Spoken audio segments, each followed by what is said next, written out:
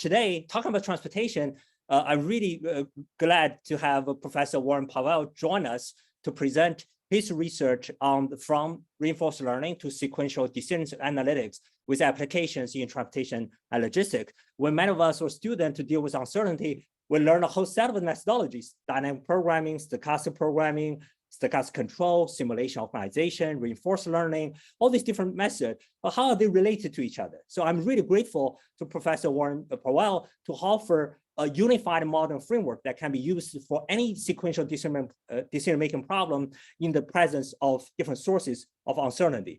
Just before I formally introduce Professor Powell, I want to do two quick warm-up exercise. The first one is a quick poll. I just launched it. In terms of the sequential decision-making, broadly defining all the methods just named above, are you develop this method in your research practice, or you are applying this method in your research practice? Are you learning about it, or you're just curious for today's talk, right? So I'll get some setting for Warren to get a context here. Oh, this is fabulous. There's about 130 people participating in the poll yet. I'll give a few more seconds. Am I correct in saying there's 200 people attending? That's right, 220 people. Now we get 160 people participating in the poll. I gave a virtual talk to, believe it or not, civil engineering at Carnegie Mellon, and they told me the talk maxed out at about 270 people. It was very nice. Okay, so I will close the poll now and share with everyone the result. Warren, can you see the result? I can, yes. Developing the method, direct 18 applying, 30 are learning, and 37 about curious. Thank you. So that hopefully that's a useful context. The second also quick poll is to stop sharing here, is about your role. You are faculty or research staff or student, industry, government, civil society, or others.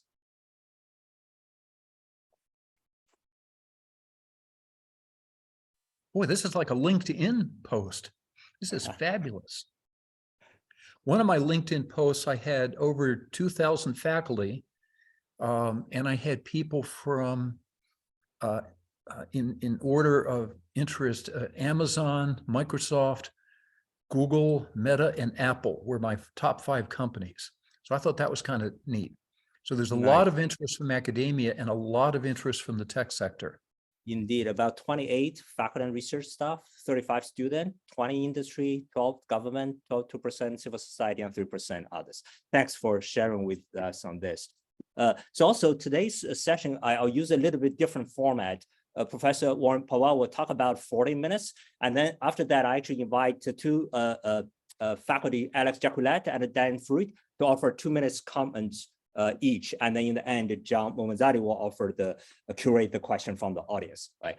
Warren Powell is a professor at emeritus at Princeton University, where he taught for 39 years. He was a founder and director of a Castle Lab, focused on the stochastic optimization with application to a variety of topics, including transportation, energy system, health, e-commerce, finance, etc.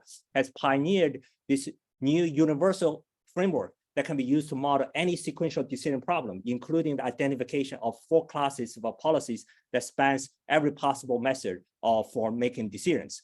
This has been documented in his latest book, Reinforced Learning and Stochastic Optimization, a Unified Framework for Sequential Decisions. He's a fellow of Informs and the 2021 recipient of the Robert Herman Lifetime Achievement Award from the Society of Transportation Science and Logistics. And he's currently the Chief Innovation Officer at Optimal Dynamics. Without further ado, I'll pass the forum to you, Warren, please. Thank you very much. So I will be speaking slightly quickly. This talk normally runs a little bit longer. I've tried to cut it down. So I'd like to start off. This is kind of a snapshot of all the problems I've personally worked on. I've done a lot of work in trucking, different industries, rail, air cargo, supply chains. I've also done, for about 10 years, I did a big lab in energy systems, e-commerce. In the lower left-hand corner is a robotic scientist. I did a major project in optimal learning for material science.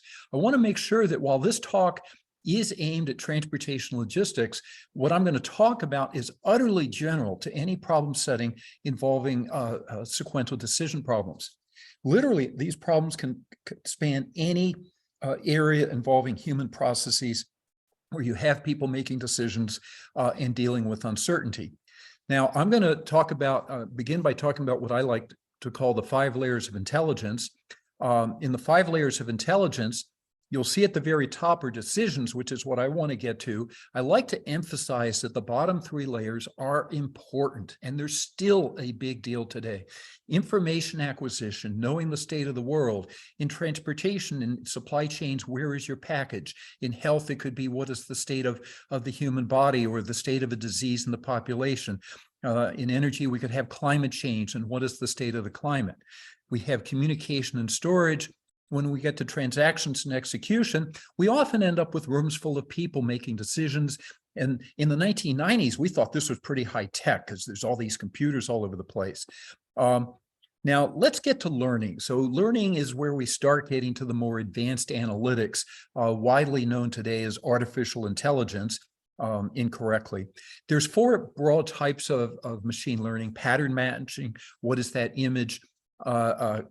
Classification, for example, is this type of customer. Should I offer him sunglasses to buy on the internet? There's inference. How will the market be affected by a change in price? Or what is the condition of a piece of equipment?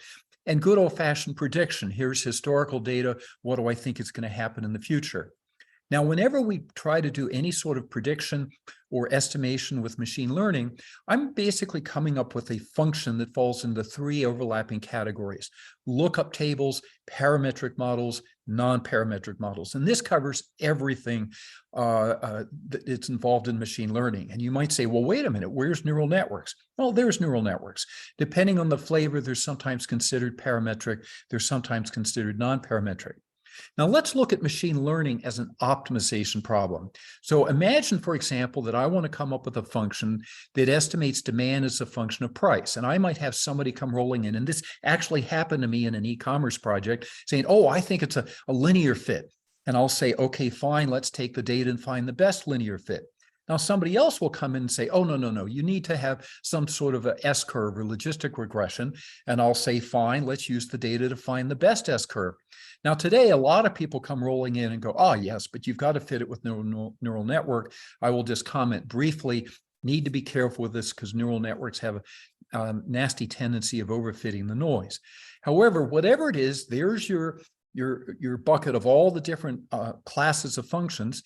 And part of the problem is to find which class of function and then let the computer do the parameter tuning. And for that, you need a data set. So this is basic machine learning. It covers everything that you've been reading about, including the recent breakthroughs with ChatGPT. It's nothing but a very big nonlinear function being fit on a very large data set. So let me get to my favorite topic. Decisions. Now, decisions come in many flavors. Often we think of decisions as these people in the room full of computers seeing all this data and making decisions. Like I said earlier, we used to think that this was pretty high tech, but in fact, in the early 1900s, we thought a Model T assembly line was high tech. I mean, this was an amazing breakthrough, but it's not the early 1900s anymore. We look at this and go, okay, this is pretty basic. We'd like to move on. And here's an idea of what we'd like to move to. We'd like to have all these robots making the cars. Well, this is what we want to do with decisions. We'd like to have machines in the background making the decisions. By the way, my one plug for optimal dynamics, this is just what we're doing. So if we take all of the different problems that I've been working on, behind every one of these pictures, I can come up with sets of decisions. Now, every one of these boxes has a choice where there's different choices, and one of these will work better than others. So these are all decision problems. Now, when I think of decision problems, here's 3 broad types of decisions: the one that act on physical resources like managing inventories or dispatching truck drivers or scheduling nurses. We have financial decisions of moving, buying, selling, trading assets. Could be insurance decisions, pricing, hedging contracts. And then there are decisions that manage and move around information, sending and receiving information, marketing and advertising is a form of sending and receiving, running experiments, either in the lab or the field, or testing drugs. Now, you can have all these different time frames. So if I'm doing supply chains, for example, where do I source parts, or how much production capacity to have? Tactical planning, I would say ordering product from China that takes weeks or several months to come in, or pricing decisions that didn't get implemented over multiple months into the future. And then we have the real-time execution decisions. Now, I want to make sure that I'm not putting any boundaries around what I call a decision. So regardless of time frame or regardless of where in the organization you're making it, whether it's C-suite, middle management, or field operations, I have no boundaries. My talk is aiming at all possible types of decisions. Now, we have familiar topics like deterministic optimization. This has been, a very powerful set of tools. Simple problems like finding the best path to a destination. These are low dimensional. Or I could say optimize across all the different places for locating facilities, and that would be a high dimensional decision. Now, this mathematics in the middle, to an academic audience, a lot of people say, oh, yes, I've seen that before. I often give this talk to business people who've never seen this mathematics. And I make the point that this is a language, and there's thousands of people every year graduating from universities who speak this language. And then they can go to complex problems like an airline, pull in data, put it in a certain format, put it through software, and out comes an airline schedule. And the neat thing about this language of math programming is it's taught all around the world. Everybody speaks it when we get papers to publish in journals.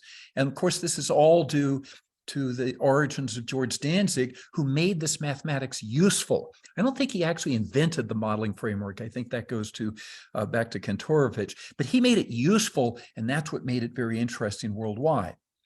Now, let's go back to all these problems. So we have all these great applications. Behind all these boxes are decisions. Now, every time I make a decision, after I make the decision, information arrives.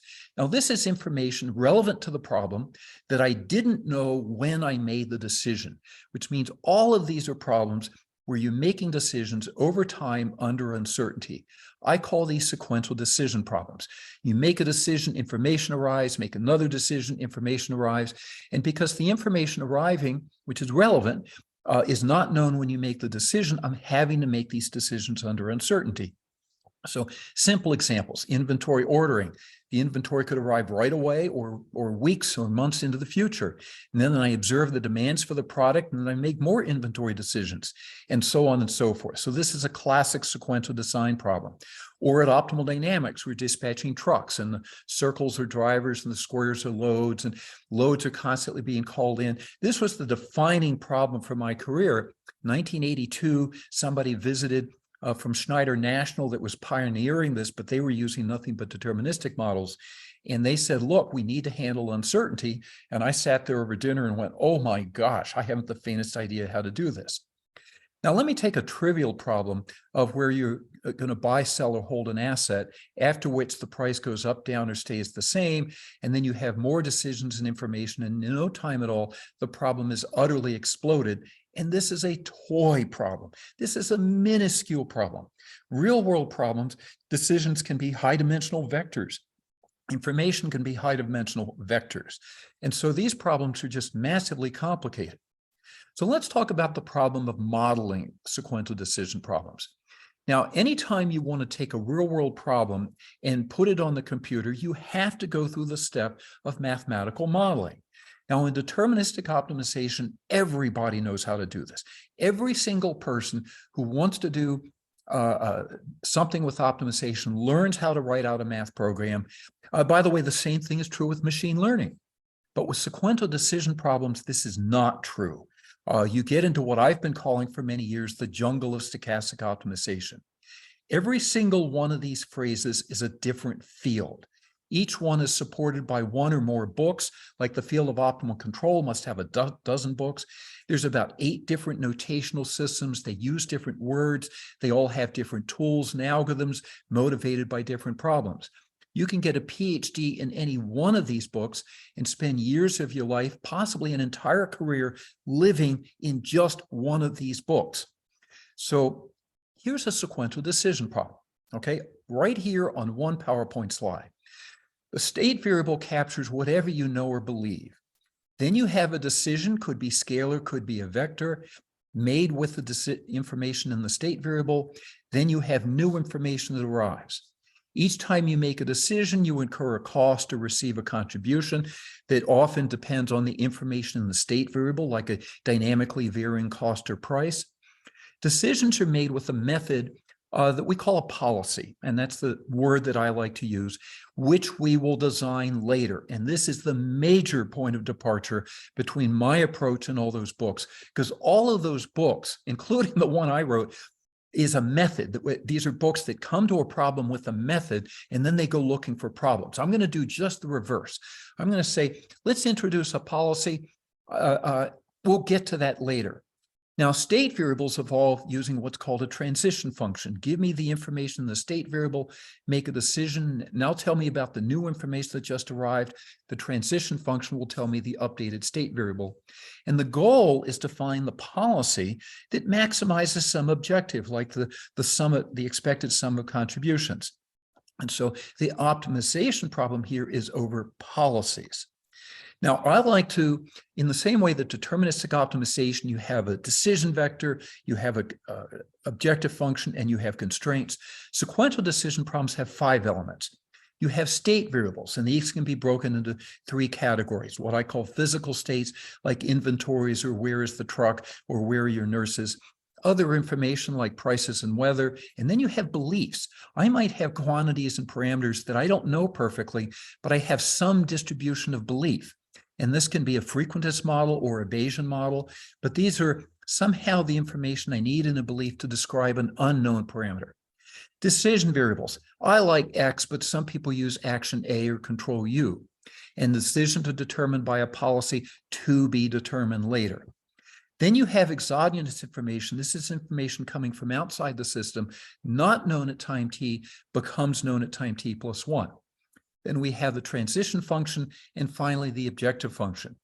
Now, these 5 elements describe any sequential decision problem, and I mean any. I don't care where you are. If you're making decisions and then you observe information followed by more decisions, you have a sequential decision problem, and I can model it using this framework. Now, I like to write this in sort of a classical format of objective function. Now, for sequential decision problems, unlike deterministic optimization, sequential decision problems can come in a variety of different flavors. I can maximize the expected cumulative reward. I may have a bunch of experiments, but I only want to do well at the very end. And maybe I have a metric like risk. Then you have a transition function, and then you have an exogenous information. This mathematics will describe every single model in every single book on the right-hand side. Okay, so this is my universal modeling framework. In chapter 2.1 of my book, I review the modeling frameworks of all 15 fields. And at the end, I address the question, well, did anybody get it right? And the one that comes closest is optimal control. So now you have to, all of these involve optimizing over policies. Let me make sure we're clear that optimizing a policy, one element is choosing the type of policy, usually done by a human. And this is where you need some intuition, just like machine learning. Then you have tuning the parameters, if there are parameters. There's not always parameters, but usually there is. And that's usually done algorithmically. And then you usually have a notion like a simulator. It's just that we don't always have a simulator. Sometimes we have to use the real world. Now, evaluating policies, there's thousands of papers that evaluate them theoretically. They may say, oh, under these conditions, it's an optimal policy or an asymptotically optimal. I may have regret bounds. Often for more complicated problems, we're building simulations and then evaluating it through a simulator. But there's a vast range of problems where we don't have the time and money to build a simulator, and we have to evaluate it in the field. By the way, great research opportunities there. I like to break down the whole modeling process into 6 steps. First of all, one thing I do not like to do is to just start with a generic mathematical model. This is actually fairly common in deterministic optimization. When you have sequential decision problems, there's a richness that usually says, boy, it really helps to actually have an application in hand. Then I want to ask the following 3 questions in English. Give me your performance metrics. What are your types of decisions? What are the sources of uncertainty? Now, there's no math here. But if you can't answer these 3 questions, I cannot build my model. And I claim if you want to solve a problem and you don't want to build a math model, you just want to be a smart human solving complex problems, I claim you have to still answer those 3 questions. Now give me those answers and I can start to build my mathematical model. Then there's 2 steps I still have to do. One is called uncertainty modeling. This is the exogenous information process.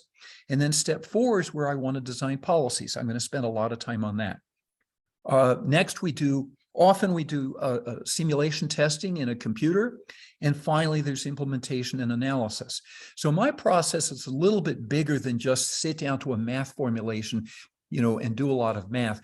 With sequential decision problems, there's a richness that really helps if you have an actual application in mind. So let's get to modeling uncertainty. So chapter 10 of my new book, I've identified 12 classes of uncertainty that have nothing to do with an application. It has to do with the different ways uncertainty can enter a model. So this is the language of models, and I put it on a whiteboard because modeling uncertainty starts with a lot of sitting down to a whiteboard, I like to say with a few 6-packs of beer, and coming up with all the sources of uncertainty. So if I have a supply chain problem, I would sit down and start listing things. What I like to do is list all 12 classes of uncertainty. Now, you're not going to always have all 12 classes of uncertainty, but problems in transportation and logistics usually do. Energy would be the same, health, climate change. You can come up with toy problems that are much simpler. This is such a rich problem. You can spend a career on this. This is incredibly important. It's so important. I'm only going to do 1 slide. That's all I can do. So let's talk about designing policies. I often have people ask me, what do you mean by a policy? A policy is a method that makes a decision using the information in the state variable, ... any method. And I say that because I have a lot of people who seem to associate the word policy with particular types of methods.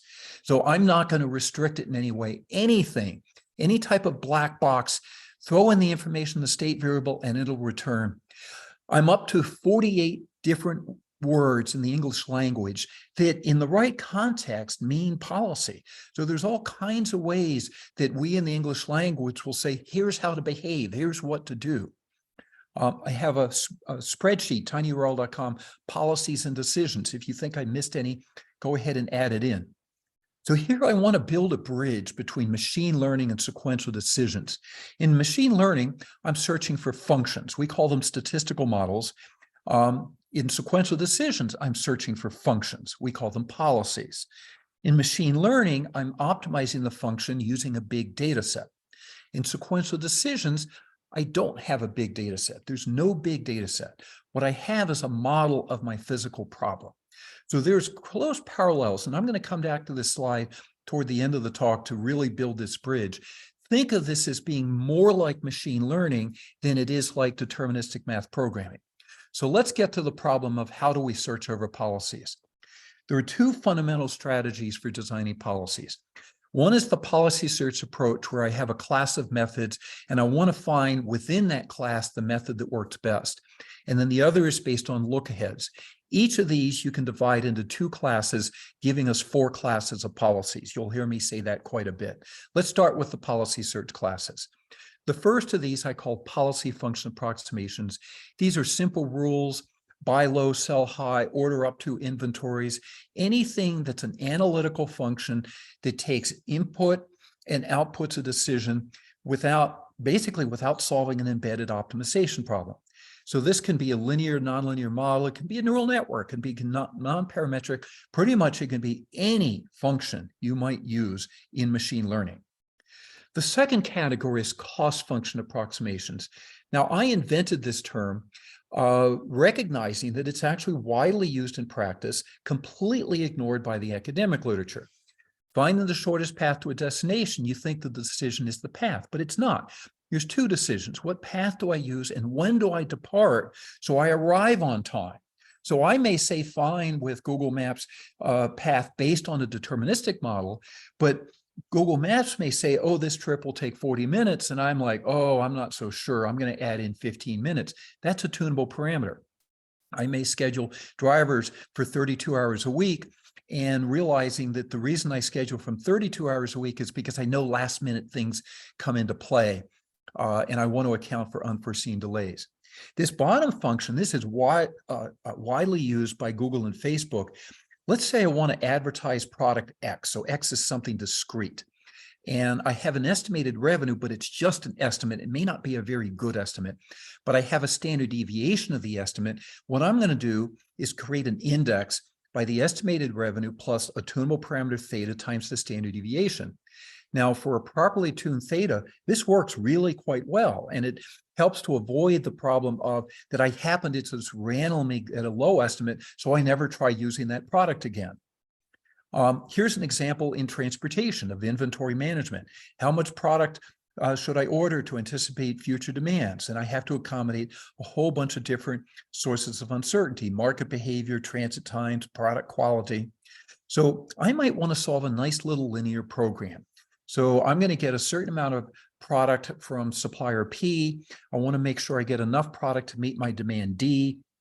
I can't order more than that supplier can provide. I want to order at least 0. Now, the problem is I have various uncertainties. So one way to handle the uncertainties is to throw in some tunable parameters. Now I have a parametrized optimization problem. I call this a parametric cost function approximation. Again, it's a standard industry heuristic. What industry doesn't understand is that there is a formal process for doing the tuning, and that's what's missing. Airlines like to, they'll solve a big deterministic integer programming problem to schedule their airlines, but they'll put in slack for weather uncertainty. Manufacturers will optimize inventories, but they'll put in buffer stocks. Grid operators, and this is where I got the idea from, was watching how a grid operator, PGM, down here in the mid-Atlantic states, and they'll do a big integer program to plan energy generation for tomorrow, but then they have to put in buffer reserves. And everybody views that as some deterministic heuristic that can't possibly work as well as the stochastic methods. I became convinced that this is the best method for stochastic problems. In fact, I now have a web page dedicated, tinyurl.com CFA policy, the web page dedicated to the concept of cost function approximations. Now, whether you're doing PFAs or CFAs, you still have tunable parameters. So I have an optimization problem to tune the parameters. Usually this is done in a simulator, but again, most of the time in the real world, people don't have simulators. I may pick 2 values of theta, and then I get a noisy observation of the surface. So I have a stochastic search problem. And by the way, this is quite a difficult stochastic search problem. You can use derivative-based methods or derivative-free methods. And I may point out, both of these search methods are themselves sequential decision problems. For example, a stochastic gradient algorithm, the step size is a decision. And there's a whole line of research for somebody much younger than I am who will sit down and do research looking at the other 3 classes of policies, because right now people only use one of the 4 classes of policies to do the step sizes. Okay, let's go to the other class, the Lookahead approximations. So Lookahead is a lot like Dorothy from Wizard of Oz trying to get to Oz. She has to pick what direction to go, but she has to think about downstream after she turns left, right, or center. She still needs to think about what's off in the future so she gets to her destination. So this is a cute little picture. Here's the math. Okay, so we have to take a deep breath. So here's her immediate decision. Here's the downstream impact. So that looks like a big mess. It is not computable. However, there's a lot of problems where I have to find a way to approximate it because the PFAs and CFAs do not always work. So let's take a decision tree to illustrate it. So I'm going to start with what I know of the state. I have a set of decisions. I want to find the best of those decisions. After those decisions, something random happens, and then I have that whole, rest of the future. Now, there's 2 things going on in that future. One is that I'm making decisions. So at each square node, I have to make a decision using some policy. So I call this the policy within the policy. And then I have all the various uncertainties. So I have to take an expectation over all these uncertainties over all time periods, all at the same time trying to come up with methods for making decisions. So there's 2 broad strategies for doing this. One is, hey, let's take a piece of that and say, that's a function of the state at time t+1. Let's call it a value function. So this is well known as dynamic programming. This is studied in the field of Markov decision processes under very, very special cases. I can actually compute this and solve this optimally, get an optimal policy. Generally, I cannot. So I'm going to do some sort of approximation. I'm going to use machine learning. Challenge here, let's imagine that X is a vector. If X is a vector, I don't like that expectation sitting inside my optimization problem. I can get rid of it using something called the post-decision state, something I stumbled into many years ago. Now, the reinforcement learning community, they like to come up with a function of the state and the action, and they call it a Q factor. Long history there. Most of the time, they don't actually do this, but this is what they first invented, and they call it Q learning. And a Q factor is a function of state and action. So they're sort of stuck with this. I'm going to do a high-dimensional illustration of dispatching trucks. This is what we actually do at Optimal Dynamics. So we have not a few, we may have hundreds to thousands of trucks, and we have to do this over time. And over time, stochastic things are happening. Now, what we're going to do is we're going to sit on Monday and have functions for the value of trucks in the future. With this value function approximation, my problem on Monday goes from being hopelessly intractable to being something that's actually quite easy. Now, the way we do this is we're going to take all my drivers and loads that I know about on Monday. I'm going to take initial estimates of the downstream value function. We're going to start with 0. And then we're going to run simulations. And we're going to do these simulations over and over again. And through the simulations is when I learn the value function approximations. This is real data from real companies at Optimal Dynamics.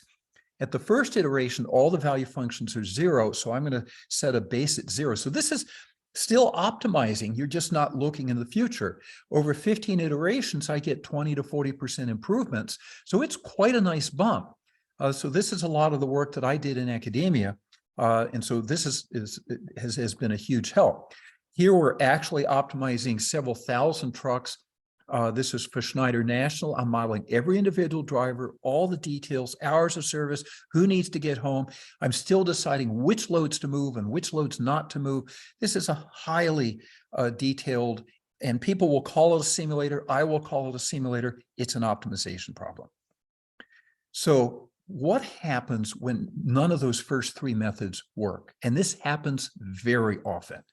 So nothing's a panacea, but quite often we end up saying, okay, I'm going to have to sit at time t and peek into the future at that ugly problem that I can't solve. So what we're going to do is we're going to peek in the future and I'm going to approximate the future. So I'm going to use the same notation of states and decisions and information, but notice that I put tildes on everything. And every variable has a double time index. The first time index t means I'm sitting at time t trying to make a decision. And the second time index is, and I'm looking up at time t prime into the future. Now, you have to roll up your sleeves and use a lot of intuition and do some art, but I've got to approximate my original model into something that I can actually solve. I may sample the information process, for example, using a deterministic approximation. The policy and decisions I make in the future may be simplified. I may limit the horizon. May do simplifications in the state variable, and how I make decisions in my Lookahead model, I may simplify. This is art, okay? Now you have to understand how computable it is, but you also have to be simplifying things that you don't think are as important in the Lookahead model. Now, let's say I can come up with a Lookahead model I can solve. I'm going to peek forward, optimize it, make a decision, implement it at time t, roll forward, update everything, optimize it again, roll forward, implement my decisions, so on and so forth. Now, we all do this every time we open up Google Maps. Here I am in Hartford, Connecticut. I was working at United Technologies. They own Pratt & Whitney, trying to get home to Princeton. I'm leaving at 4 in the afternoon, and there's Google Maps running me right through New York City. Now, a lot of people call this model predictive control. Model predictive control is any method that peeks into the future. But what we're going to do here is most people associate MPC with deterministic lookaheads. And I'm looking at this going, you gotta be kidding. I'm not going to risk going through New York City at 5 o'clock. You know, it could be terrible. So I'm going to route around it using one of Google Maps' alternate paths, which is basically a field called robust optimization. What I have in effect done is made a decision based on a kind of worst case event. Now I can use stochastic programming, even ADP, as different ways for approximating a stochastic model in the future. So there are entire books dedicated to how to handle these look-ahead models, all the way from deterministic to various forms of stochastic. Okay, deep breath. I have covered all 4 classes of policies. We have the policy search category where we have the PFAs and the CFAs. We have the look-ahead category, the VFAs and the DLAs.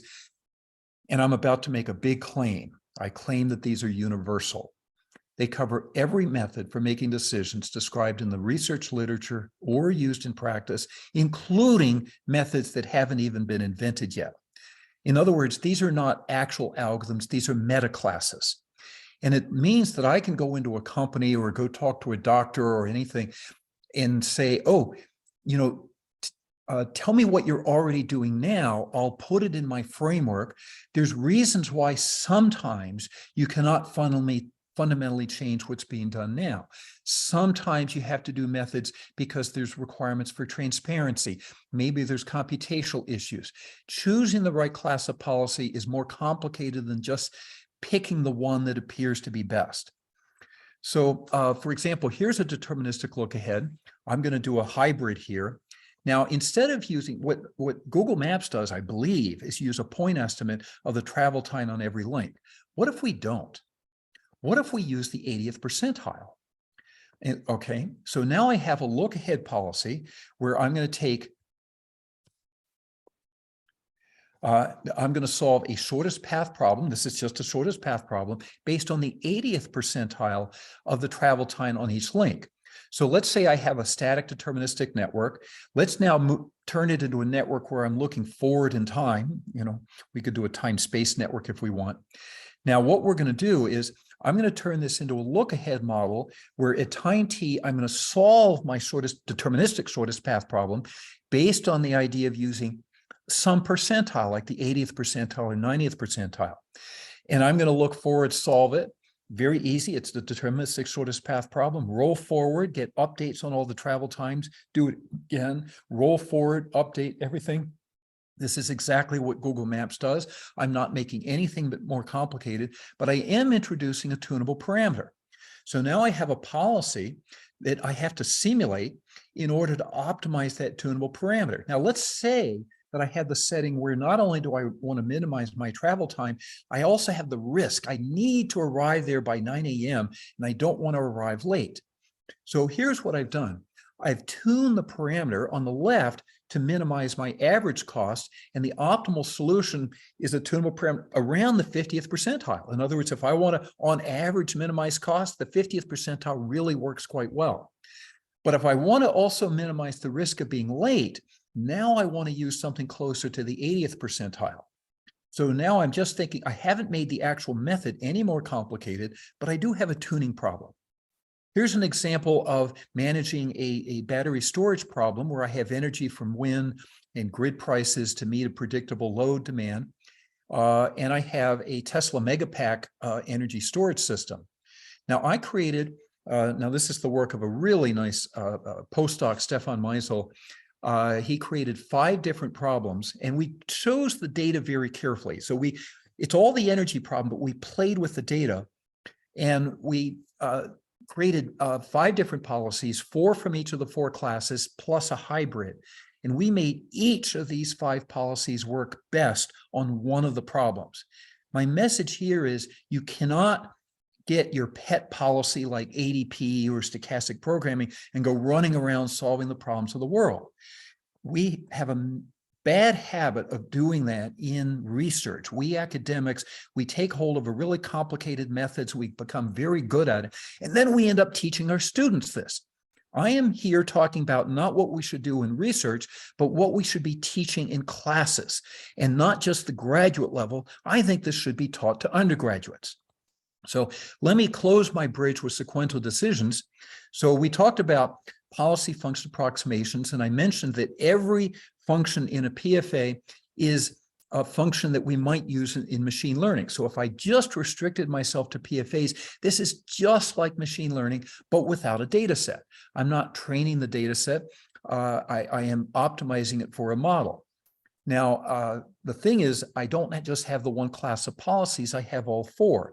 Remember that the other three classes of policies all have an embedded optimization. Each one has an argmax or an argmin in it. So I have all four classes of policies, very close parallels with machine learning, but it is richer. It is more complicated. Now, people endlessly ask me, how do I choose among the four classes? There is a trade-off, and I'm talking about for the more complicated problems. The simpler policies look simple, they're harder to create. The more complicated policies are harder to compute, but they're actually easier to create. And by the way, and of course, there's a whole spectrum of these. I have a chapter of my book, chapter 11, which is available on the website for free download, where I not only discuss all four classes of policies, I have a whole discussion on how to choose. And all I can say, it's my latest and greatest attempt on how to choose, because I don't have a strict formula. Now, I'm going to take my four classes of policies and divide them into 5 types, because I'm going to take the lookaheads and divide them between deterministic lookahead and stochastic lookahead.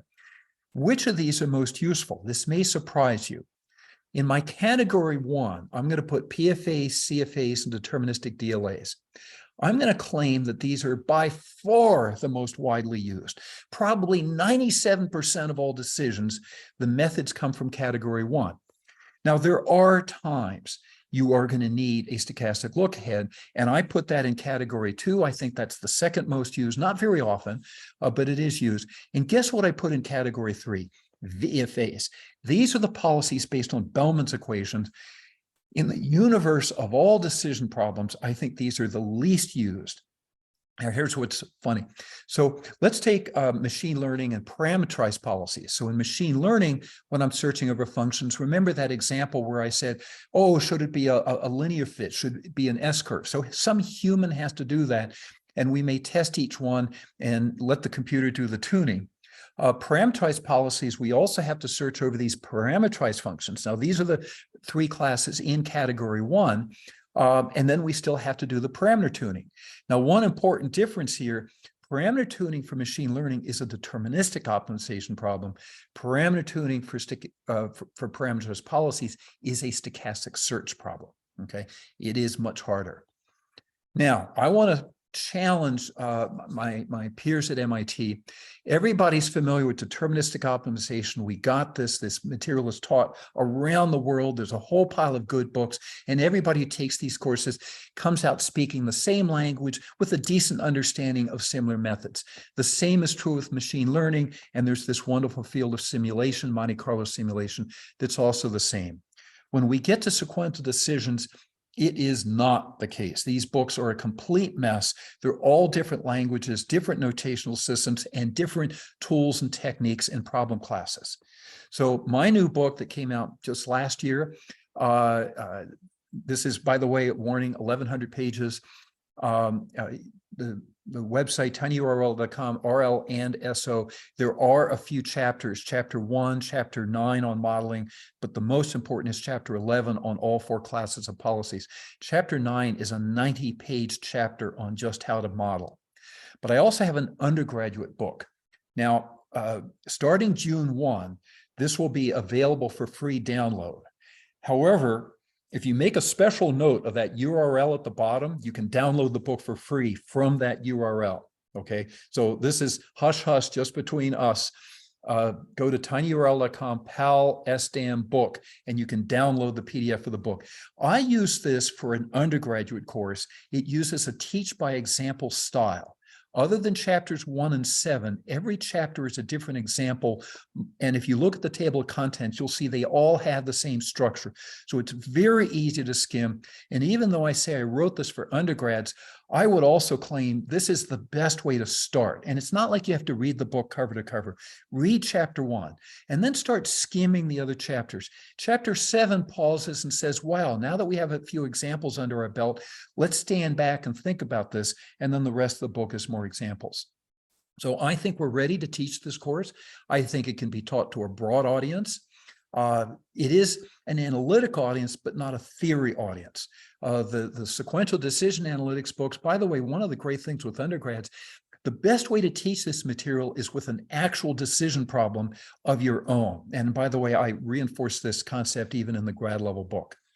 So I have a number of websites. The only link that you have to remember is the last one, tinyurl.com/SDA links. That's a web page of links.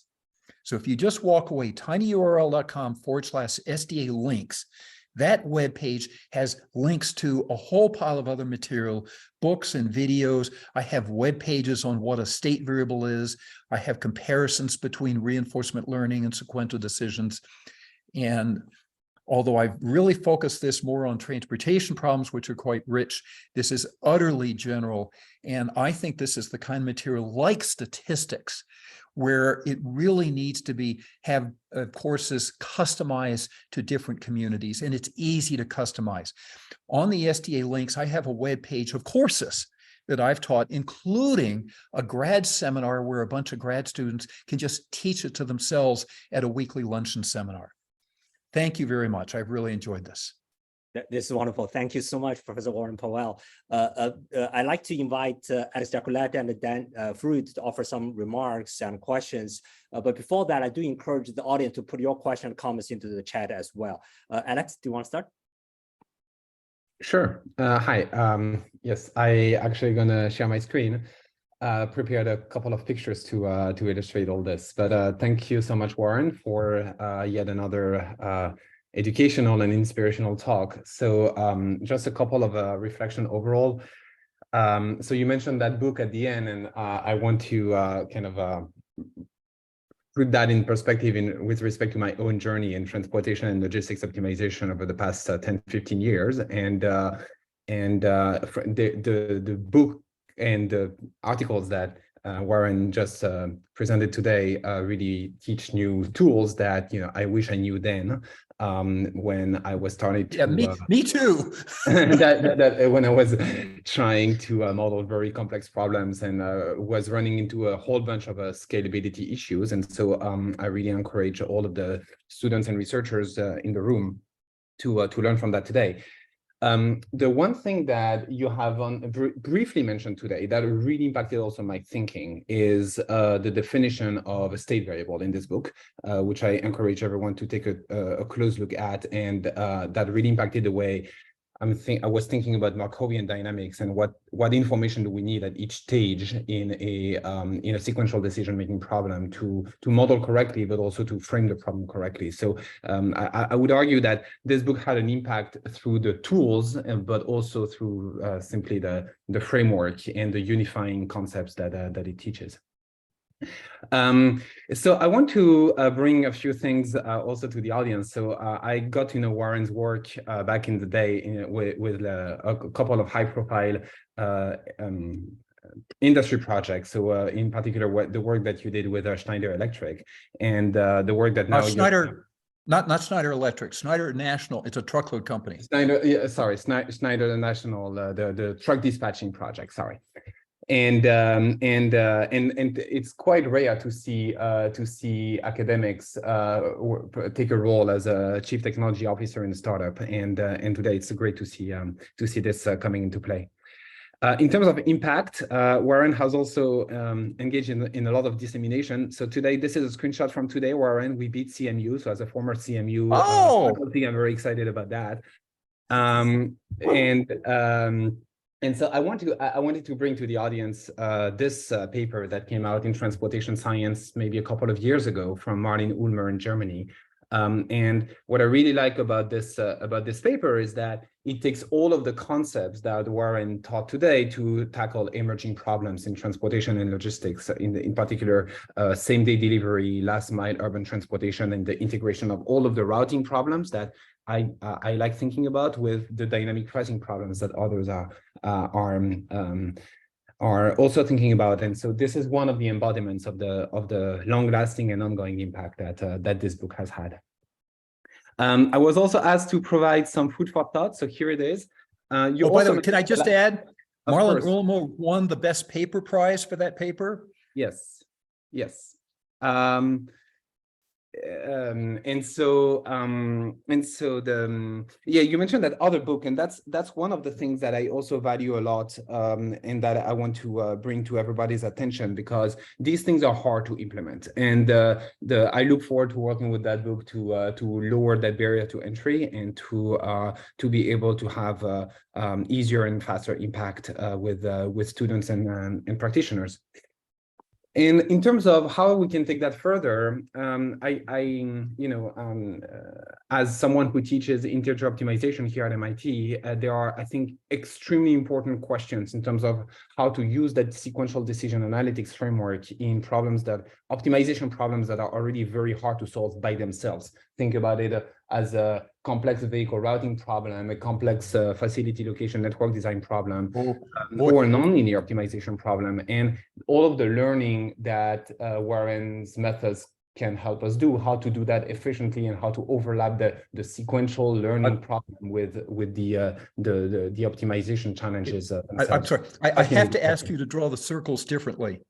Large-scale optimization is a circle within sequential analytics, but the question is how to combine the methods, right? Let's say, for example, cutting plane methods and so on within. No. I agree that it's included. I'm going to draw the circles differently. I'm going to add a third one, and that is also included, which is how to bring the system modeling components that also a lot of us are working on. And part of the questions that I think is also very interesting and an interesting food for thought here is how we can think about for all of the people that are actually building stochastic models and machine learning models, how we can think about the uncertainty that is residual when we do that, and how to develop the good models in the sequential decision analytics frameworks. And so Warren's papers and books teach us how to do that efficiently and effectively in many domains that he worked on. For everyone that is working in different domains, I think that there are very interesting questions of how that overlaps with the sequential decision analytics frameworks and how to find the right model of uncertainty for the right sequential decision analytics method. I will make that circle much more overarching. I agree that these I'm sorry. Embedded, but to me, these are very all important. of these things fall within sequential decision analytics. I would could you just very quickly name me one example application, motivating application of a large-scale optimization problem? Just one actual real-world application of a large-scale optimization problem. Just pick one. In the dynamic pricing and routing from Martin, for example. Okay, well, these are all sequential decision problems. No, I agree. Remember, 3 of my 4 classes of policies are optimization problems. They can be very large scale. There is no competition between sequential decision and traditional deterministic optimization. There's an umbrella, and within sequential decisions, I solve many very, very large scale problems. I'm a big user of Gurobi. Okay, we solve big integer programs in my logistics applications. There's a lot of uses for large-scale optimization within sequential decisions, but you just mentioned problems which are sequential, which means a decision now. Facility location is often thought of as a static problem, and it's not. It's a sequential problem, because where you put the building now, there will be downstream ramifications, and I'll have other facilities. So once you get thinking, okay. Sorry, I will make sure that Dan has the chance to add some remarks. Please go ahead. I'll go very, very quickly. I'll second most of the things that Alex expressed, except for the circles which he misdrew.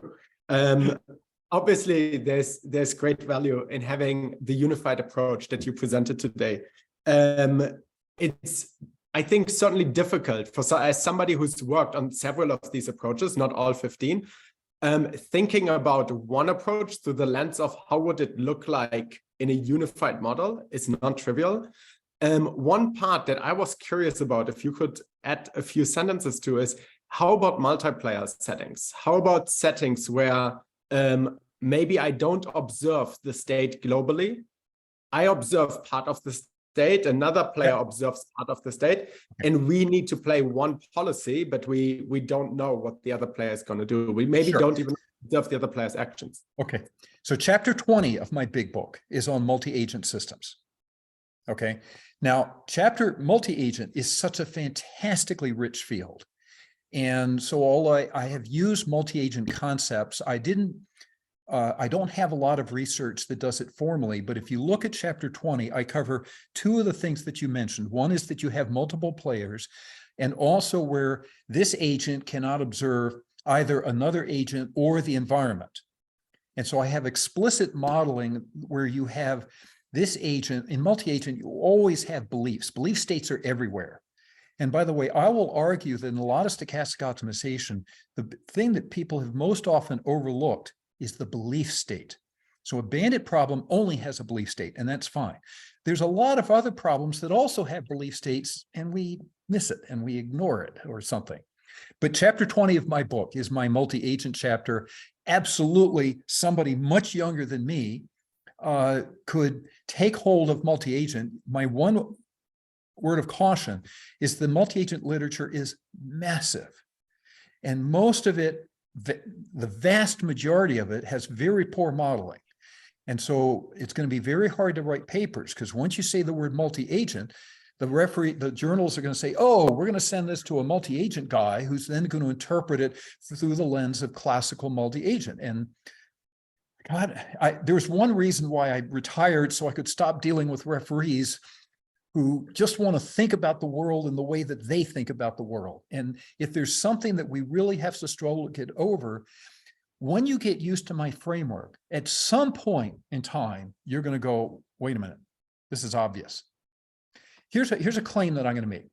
If you sit down to a stochastic dynamic problem and build a simulator, and you haven't read anything that I've written, okay, you have no clue who I am or anything that I've written, I claim that by the time you're done your simulator, I can translate your code back to my notation. So you might say, well, wait a minute, if that's true, then you're not really contributing anything. So the answer is no, I am, because when people sit and make decisions, they're often doing stuff ad hoc, but you can translate any simulator right into my math. And I deal with that in chapter 9. I even have a section that says, you know, there's a one-to-one relationship between my math model and software, and you cannot say that about the vast majority of the other fields. So that's one way I'm going to say, of course, my way is the right way, because it's what everybody actually does in practice. I'm just going to formalize it, and I'm going to show you how to write it down mathematically, and that is missing. That's great and important. Thank you so much, Professor Warren Powell, and also both of the presentation, also the conversation with Alex and down this. Please, everybody, join me. Thank the panel here for the presentation and the conversation there. Yeah, and just for the next week, we have Professor Philip Koopman going to talk about how safe is safe enough for autonomous vehicles. Thanks, everybody. See you guys next Friday. Bye-bye.